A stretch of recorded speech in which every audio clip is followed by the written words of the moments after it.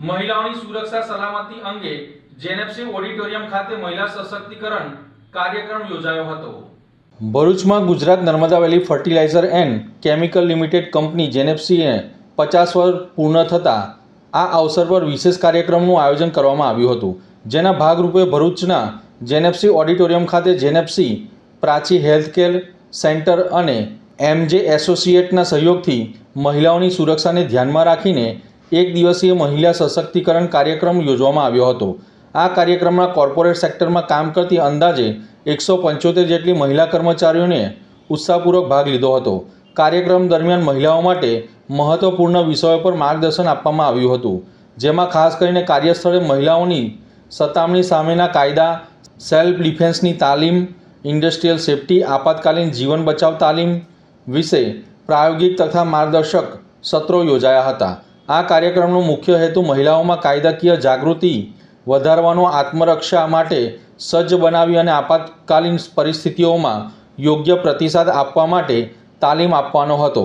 સમગ્ર કાર્યક્રમમાં હાજર રહેલા તમામ પ્રતિભાગીઓએ આ પહેલને ખૂબ જ ઉપયોગી અને માહિતીપ્રદ ગણાવી હતી। 10 મે 2026ના રોજ જેએનએફસી કંપનીને 50 વર્ષ પૂરા થવા જઈ રહ્યા છે। એ નિમિત્તે અમે આજે 1 day training program woman empowerment માટે રાખેલો છે, જેમાં ભરૂચ ડિસ્ટ્રિક્ટની અલગ અલગ 40 ઇન્ડસ્ટ્રીઝમાંથી 175 જેટલી મહિલાઓ ભાગ લેવા જઈ રહી છે।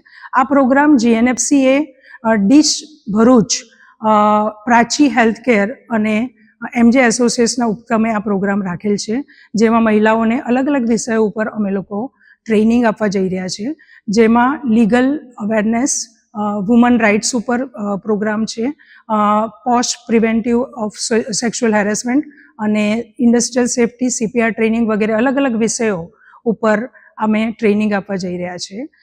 આજે જ્યારે આપણી ruling party Bharatiya Janata party અને આપણા પીએમ સર જ્યારે માતૃશક્તિ વંદન અધિનિયમનું જે બિલ જે છે પારિત કરવા માટે મક્કમ છે, ત્યારે આ પ્રોગ્રામ નિમિત્તે અમે લોકો બધા આહ્વાન કરીએ છીએ સરકારને કે અને વિપક્ષને કે બને એટલું જલ્દી આ બિલ સંસદમાંથી હમણાં નહીં ને પછી ભવિષ્યમાં પારિત થાય અને અમારી બધી મહિલાઓ જેની આધી આબાદી છે આખા ઇન્ડિયામાં એ લોકોનો વિજય થાય, એની હું શુભેચ્છા પાઠવું છું દરેક મહિલાઓને અને આશા રાખીએ છીએ કે આ બિલ જલ્દીથી જલ્દી પારિત થાય।